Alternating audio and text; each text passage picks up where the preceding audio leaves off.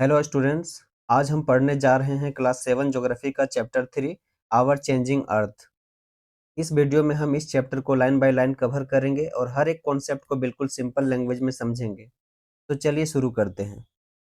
The lithosphere is broken into a number of plates known as lithospheric plates. हमारी earth की जो सबसे ऊपरी सॉलिड लेयर है, जिसे हम लिथोस्फेयर कहते हैं, वो एक सिंगल पीस नहीं है, वो बहुत सारे टुकड़ों में टूटी है और इन्हीं बड़े बड़े टुकड़ों को हम लिथोस्फेरिक प्लेट कहते हैं। These plates move around slowly due to the movement of molten magma in circular manner inside the earth। और ये जो प्लेट्स हैं वो स्लोली मूव करते हैं ताकि उसके अंदर अर्थ सरफेस के अंदर में जो मोल्टेन मैग्मा है वो सर्कुलर मैनर में मूव करता है। उसके चलते जो प्लेट है वो भी मूव करते रहता है। The movement of this plates causes change on the surface of the अर्थ। और इस प्लेट के मूवमेंट के कारण अर्थ सरफेस के ऊपर भी चेंजेस नजर आते हैं। The earth movements are the result of various forces acting on the plates। तो अर्थ मूवमेंट के कारण ही यहाँ पे प्लेट्स के ऊपर अलग अलग फोर्स इसके ऊपर अप्लाई होते हैं और उससे अर्थ के सरफेस पर चेंजेस नजर आते हैं। Various forces inside the earth, तो अर्थ के अंदर में बहुत सारे फोर्स लगते हैं। तो कौन कौन से फोर्स लगते हैं उसको हम यहाँ पे देखते हैं। The forces which act in the interior of the earth are called endogenic forces. जो फोर्स अर्थ के अंदर में यानी कि इंटीरियर ऑफ द अर्थ के अंदर में जो फोर्स लगते हैं उसको हम बोलते हैं endogenic force. The force the forces that work on the surface of the earth are called exogenic forces. और वैसा फोर्स जो अर्थ सरफेस के ऊपर में जो लगता है उसे हम एक्सोजेनिक फोर्स के नाम से जानते हैं। तो यहाँ पे इवोल्यूशंस ऑफ लैंड फॉर्म्स यानी कि जो लैंड फॉर्म्स का इवोल्यूशन कैसे हुआ उसके बारे में यहाँ पे कुछ डायग्राम्स दिए हुए हैं। जैसे कि अर्थ का मूवमेंट दो तरह से होता है, एक होता है इंडोजेनिक फोर्सेस और दूसरा होता है एक्सोजेनिक फोर्सेस। तो दोनों का यहाँ पे एग्जाम्पल दिया है। जैसे कि इंडोजेनिक फोर्सेस में sudden forces, earthquake, volcano, landslide और दूसरी ओर यहाँ पे कैटास्ट्रोफिक फोर्सेस, बिल्डिंग माउंटेन्स, ये सब क्या है? ये सब इंडोजेनिक फोर्स के ही एग्जाम्पल्स हैं। और एक्सोजेनिक फोर्सेस क्या हैं? जैसे कि इरोजनल एंड डिपोजिशनल, इसमें आ जाएंगे रिवर्स, विंड्स, सी वेव्स, ग्लेशियर्स एटसेट्रा। ठीक है, तो ये सारे इसके एग्जाम्पल्स हैं। अब नेक्स्ट हम देखते हैं volcano. Volcano is a vent or opening in the earth crust through which molten material erupt suddenly. तो वोल्केनो क्या होता है? वोल्केनो अर्थ के क्रस्ट पे एक छोटा सा ओपनिंग होता है, खुला हुआ होता है। वहां से जो मोल्टेन मटेरियल्स है ना, वो वापस बाहर की ओर निकलना शुरू होता है, इरप्ट करता है, अचानक से फटता है। तो उसी को हम बोलते हैं volcano. Earthquakes, the vibration on the surface of the earth due to the movement of lithospheric plates are called as earthquakes। Earthquake क्या होते हैं? तो अर्थ सरफेस के ऊपर जो वाइब्रेशन होता है, क्यों वाइब्रेशन होता है? क्योंकि लिथोस्फेरिक प्लेट का मूवमेंट हो रहा होता है लगातार, उसके चलते अर्थ सरफेस के ऊपर वाइब्रेशन होता है, तो उसी को हम बोलते हैं earthquake. The place in the crust where the movement starts is called the focus. और जिस जगह से जो मूवमेंट स्टार्ट होता है उसी को हम बोलते हैं फोकस। यहाँ पे डायग्राम में भी दिया हुआ है, यहाँ से मूवमेंट स्टार्ट हुआ तो इसी को हम फोकस बोलेंगे। फोकस कहने का मतलब है कि this is where the earthquake occur, मतलब सबसे पहले जो अर्थक्वेक जो स्टार्ट हुआ वो किस जगह से स्टार्ट हुआ, तो यहाँ फोकस के पास यहीं से स्टार्ट हुआ है। ठीक है, तो इसी को बोलेंगे फोकस या फिर origin of the seismic energy. उसके बाद नेक्स्ट है the place on the surface above the focus is called epicentre. Epicentre किसको बोलते हैं? तो ये जो फोकस है नीचे ना, इसका जस्ट अबव यानी कि इसके ऊपर यहाँ पे जो पॉइंट है, इस पॉइंट को बोलते हैं epicentre. The greatest damage is usually closest to the epicentre and the strength of the earthquake decreases away from the centre. और सबसे ज्यादा जो नुकसान पहुंचाता है अर्थक्वेक, वो एपिसेंटर के जो आसपास वाला जो रीजन होता है वहीं पे सबसे ज्यादा नुकसान पहुंचाता है।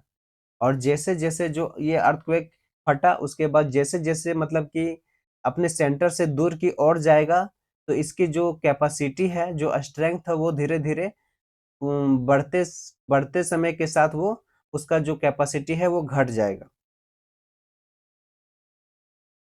अब यहाँ पे कुछ दिए हैं land forms. Major landforms and their evolution, इसके बारे में भी हम देखते हैं।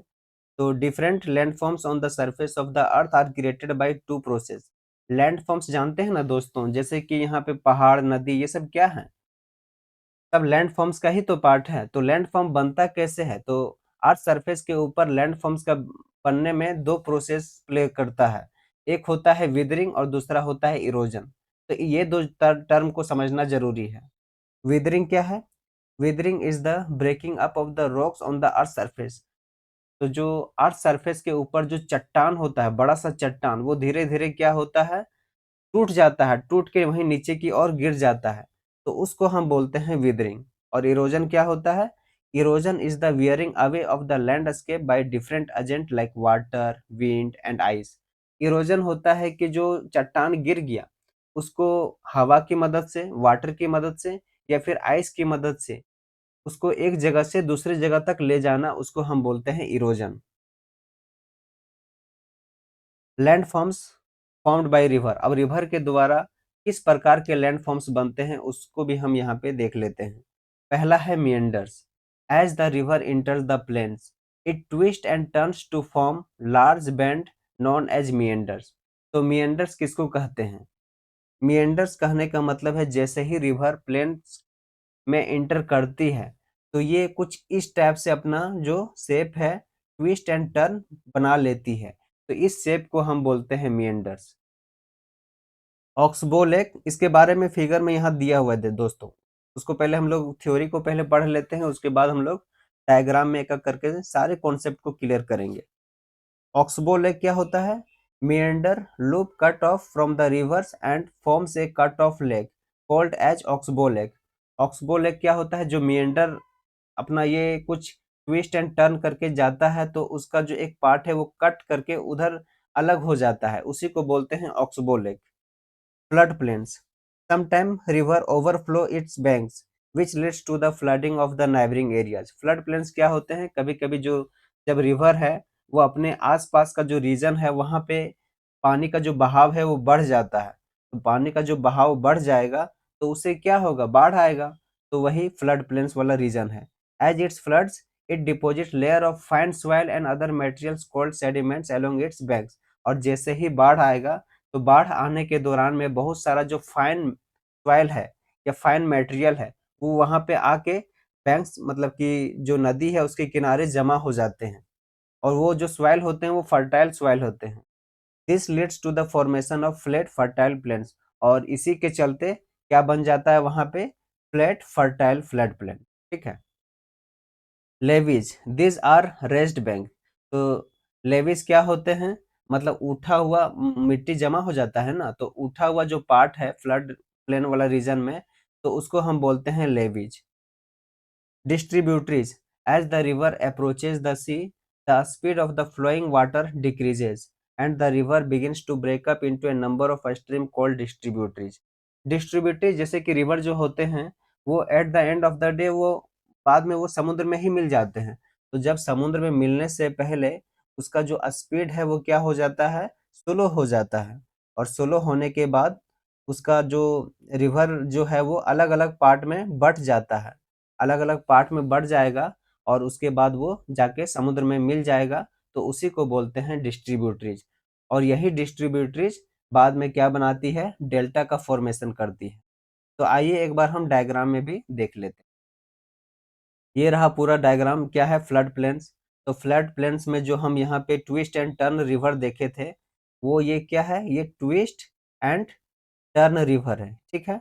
ये मतलब कि समुद्र में मिलने से जस्ट पहले इस टाइप की फॉर्मेशन करती है रिवर। और उसके बाद कुछ समय के बाद क्या है ना, यही रिवर यहाँ से धीरे धीरे कट गई है। कट गई तो ये ऑक्सबो लेक का शेप ले लिया है। देख रहे हैं ना?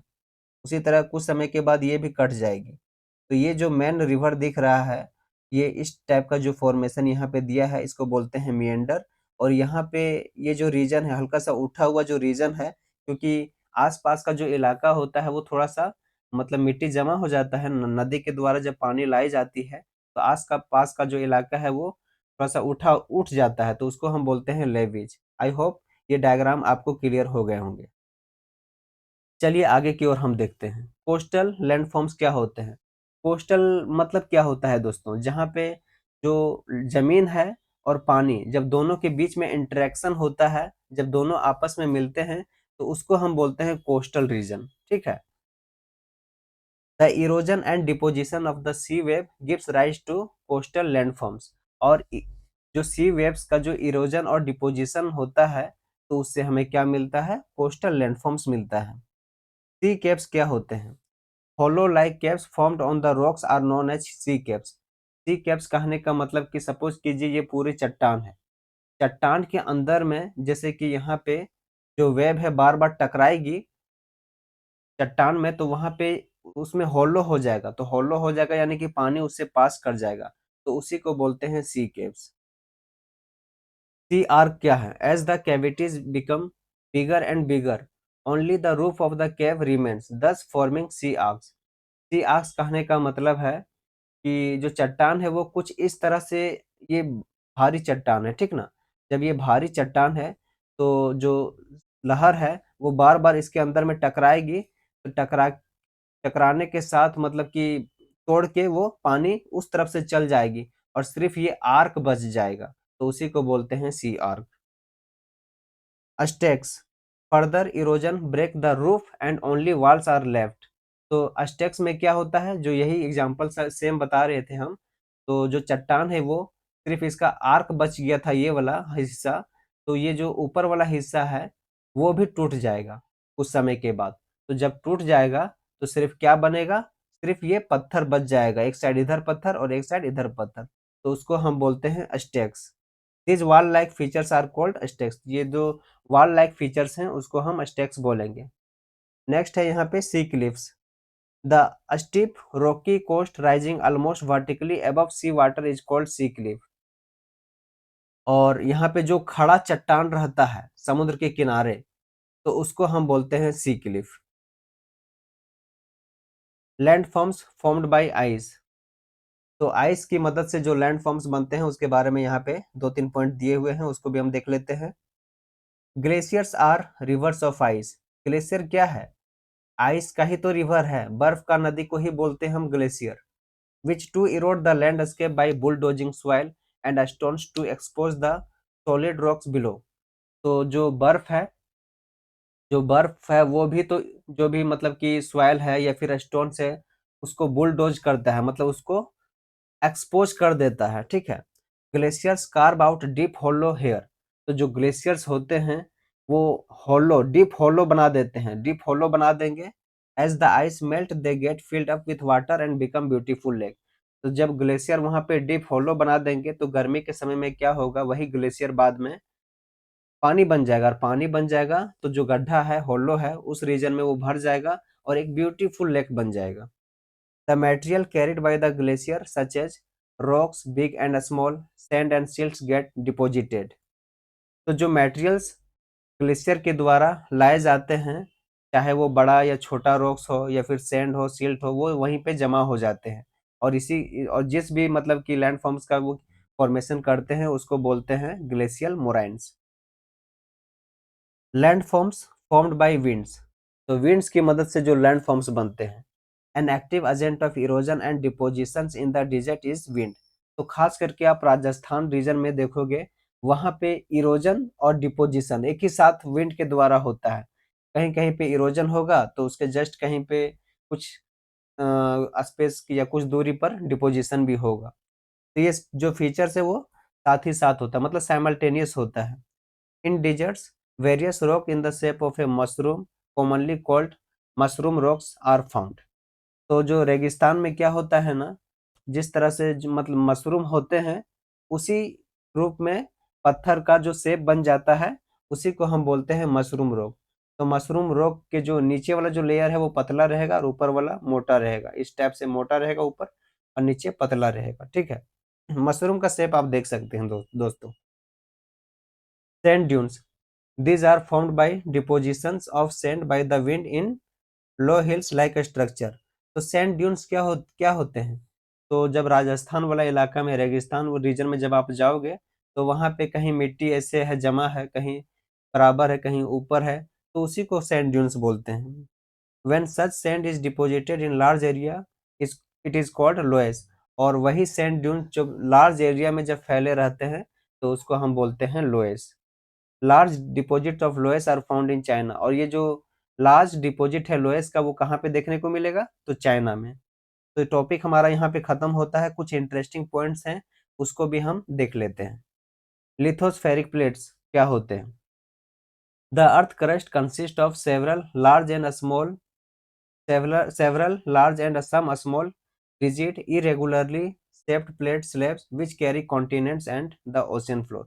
सिंपल लैंग्वेज में समझिए दोस्तों, जो लिथोस्फेरिक प्लेट क्या होता है?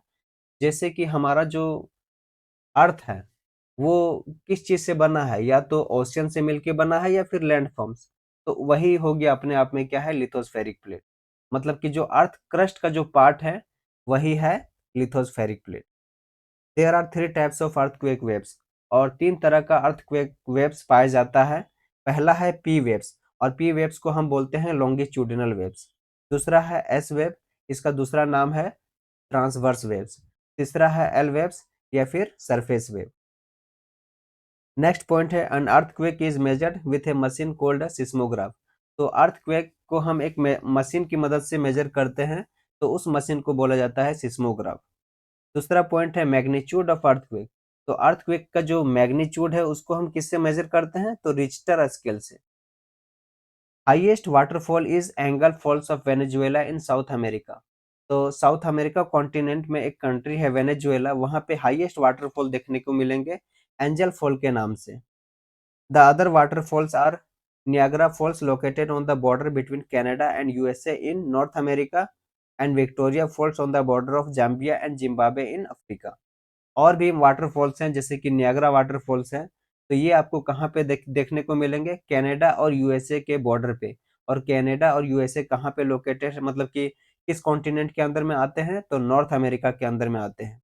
ठीक उसी प्रकार विक्टोरिया फॉल्स आपको जाम्बिया और जिम्बाब्वे के बॉर्डर पे देखने को मिल जाएंगे। और जाम्बिया और जिम्बाब्वे अफ्रीका कॉन्टिनेंट में देखने को मिलते हैं। तो बच्चों ये था हमारा पूरा चैप्टर आवर चेंजिंग अर्थ।